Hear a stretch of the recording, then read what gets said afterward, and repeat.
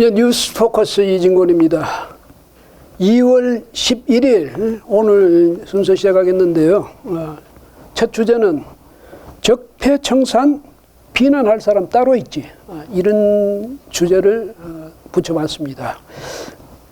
무슨 내용인지 짐작이 가시죠. 문재인 대통령, 예, 윤석열 국민의힘 대선 후보가 만약 이제 집권하게 되면 전 정권에 대해서 적폐청산할 거냐 누가 물었더니 그 인터뷰할 때 중앙일보에서 인터뷰하면서 물었더니 해야죠. 돼야죠. 이렇게 답변을 했습니다. 근데 그걸 듣고 말이지 느닷없이 문 대통령이 아주 말이지 강력한 분노를 표한다. 이렇게 나왔습니다. 직접.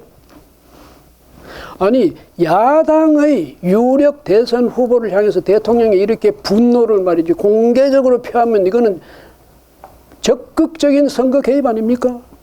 대통령이 어떻게 이럴 수가 있습니까? 엄정 중립이 요구되는 법적인 이건 의무입니다. 엄정 중립은. 그건 대통령이 공공연히 이렇게 한쪽 편을 들어서 결과적으로 한쪽 편을 드는 거죠. 그래서 야당 후보를 압박하는 것은 이건 말이 안 되는 겁니다. 옛날에 노무현 전 대통령 탄핵 소추 이유가 뭐였습니까? 선거 개입성 발언 때문에 그런 것 아닙니까? 근데 문 대통령이 그랬는데요. 이거 말을 분명히 듣고 해야죠. 무슨 얘기냐면 집권하면 전 정권 적폐 수사를 할 건가 이렇게 물으니까 해야죠. 만약에 전 정권에 적폐가 있는데도 수사를 안 하겠다 하면 어떻게 됩니까? 이 사람들 더 또 난리를 치겠지.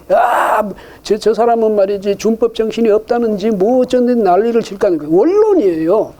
어떤 대통령이 되든 만약 전 정권에 적폐가 있었다면 그건 당연히 청산해야죠. 문재인 정권의 공약 1호가 뭐였습니까? 적폐 청산 아닙니까? 취임하자마자 온 산천이 그냥 벌벌 떨도록 이 적폐 청산의 칼을 휘둘렀죠. 그리고 자기가 이제는 임기가 끝나서 나가면 다음 후임자가 들어오면 그 후임자는 그 정권이 또 그 전 정권을 또 심판하게 되는 겁니다. 그게 뭐 잘못입니까? 그게 그렇게 분노할 일입니까? 국민을 향해서 나 윤석열이한테 분노하고 있어 그걸 그렇게 말할 그런 정도의 그 윤석열 후보가 잘못한 겁니까? 원론을 이야기한 것일 뿐이죠. 예? 그러면서 윤석열 후보가 이야기하지 않았습니까? 자기네 정부 때 정권 초기에 한 것은 헌법 원칙에 따른 것이고 다음 정부가 자기네들의 비리와 불법에 대해서 한 것은 보복인가? 아니 그러면 적어도 전 정권에 대해서는 꼼짝 마라 이 말 아닙니까? 정권이 바뀌더라도 나는 건드리지 마 이 말이죠. 역사적으로 이렇게 공공연히 자기 요즘 흔한 말로 쉴드를 치는 사람은 참 보다 처음 봤습니다. 문 대통령이 어떤 사람입니까? 옛날에 노무현 취임 직후에 그 민정수석으로서 그때 김대중 전 대통령의 불법 비밀 대북 송금 그거 이제 문제가 불거졌을 때 아니 만약에 김대중 대통령에게도 그 문제가 있다면 당연히 법적인 책임을 져야 된다고 누가 말한 겁니까? 문재인 대통령 당시 민정수석이 자기 입으로 직접 이야기하지 않았어요. 그렇게 바로 자기 앞에 자기 정부의 앞에 정부 대통령에 대해서는 그렇게 책임을 운운해놓고는 자기는 앞으로 나 건드리지 마 이겁니까? 이런 거는 좀 말이 안 되죠. 예? 이게 바로 문 대통령이 직접 선거 전에 뛰어들었다 이렇게 볼 수밖에 없는 대목입니다. 그리고 사과하라니요. 사과는 무슨 사과입니까? 적폐청산 하겠다 그걸 사과하라는 겁니까? 그럼 적폐청산 하지 말아야 된다는 거죠. 그거는 말이 안 돼. 그 다음에 윤 후보가 그렇게 이야기했지 않습니까? 대통령이 직접 하는 게 아니다. 누가 하는 거냐? 그거야 사직 당국에서 하겠죠. 자기는 시스템에 따른 다음 정부의 시스템에 따라서 적폐가 있다면 청산해야 되는 거고 없다면 물론 할 필요 없는 거죠. 대통령이 하는 건 아니란 말이죠. 근데 문 대통령은 자기가 진두에 서가지고 기치를 높이 들었잖아요. 적폐 청산. 예? 그때는 연설 때마다 적폐 청산이지. 서슬퍼렇게. 그래놓고 5년 만에 다 잊어버렸습니까? 그럼 무슨 망각 증세에 걸렸습니까? 그 다음에 공공연히 말이죠. 이런 식으로 협박 비슷한 이런 말을 하는 건 대통령으로서 할 수 있는 말이 아니다. 이 점을 말씀드리고요. 그 다음에 또 뭐라고 했냐면요. 당신 말이죠. 옛날 그럼 중앙지검장, 검찰총장 재직 때는 이 정부의 적폐를 있는데도 못 본 척 했느냐 아니면 없는 적폐를 기획사정으로 만들어내겠다는 거냐. 이런 식으로 따졌어요. 당신은 뭐 했는데? 그때 우리한테 적폐가 있었으면 그때 왜 말 안 했어? 아니면 우리가 적폐가 없었으니까 그랬을 것 같은데 그러면 당신이 기획사정 하려는 것 아니냐. 뭐 이런 식의 이야기예요. 이거 억지죠. 대통령에서 이런 억지 쓰면 안 되죠. 뭐냐면요.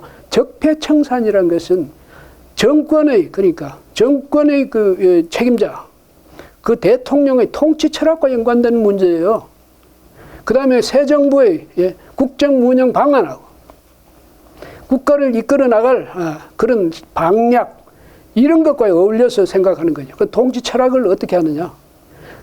그래서 이 적폐청산은 대통령이 진두지휘할 수밖에 없는 거죠. 전 정권에 대해서는. 검찰 그러니까 총장도 그렇고 그 밑에 뭐 서울중앙지검장 더 말할 것도 없고 이 사람들은 구체적인 사건에 대해서 수사의 책임을 갖고 있는 거예요. 그 사람들이 만약에 적폐청산 이걸 내세운다면 이 사람들은 월권이라도 이런 이만저만한 월권이 아니죠. 그렇잖아요. 어떻게 일선 기관장이 대통령이 할 일을 자기가 맡아서 앞에 나서가지고 적폐청산하겠다고 나설 수 있습니까? 그러니까 이것도 문 대통령 억지예요. 그렇지 않습니까?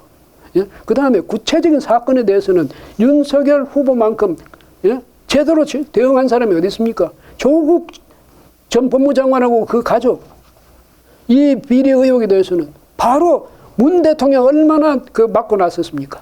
정권적 차원에서 민주당을 얼마나 그걸 맡고 나섰습니까? 그런데도 불구하고 기어이 그 수사를 진행했죠.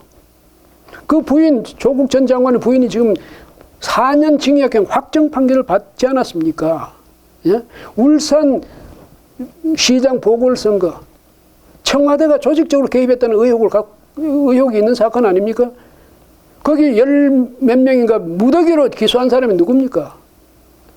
윤석열 당시 검찰총장 지휘하던 그 검찰에서 한 것 아닙니까? 뭘 잘못했습니까? 뭘 못했습니까? 예? 그렇죠.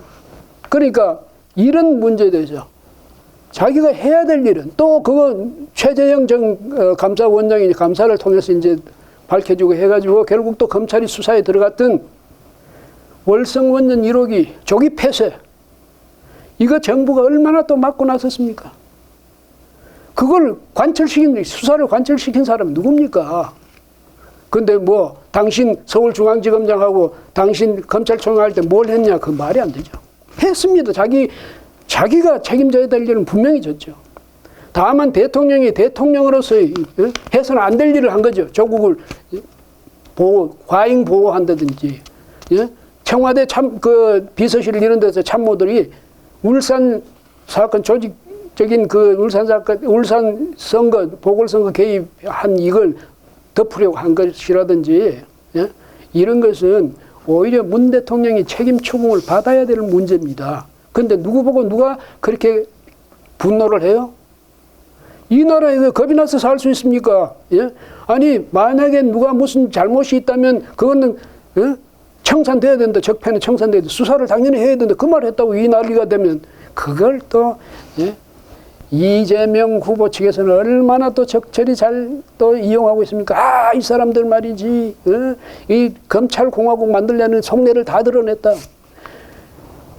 이재명 후보는 전에 뭐라고 했습니까? 이 적폐청산을 반대하면 그건 공범이라고 그랬지 않습니까? 공범들 처벌돼야 된다고 했죠.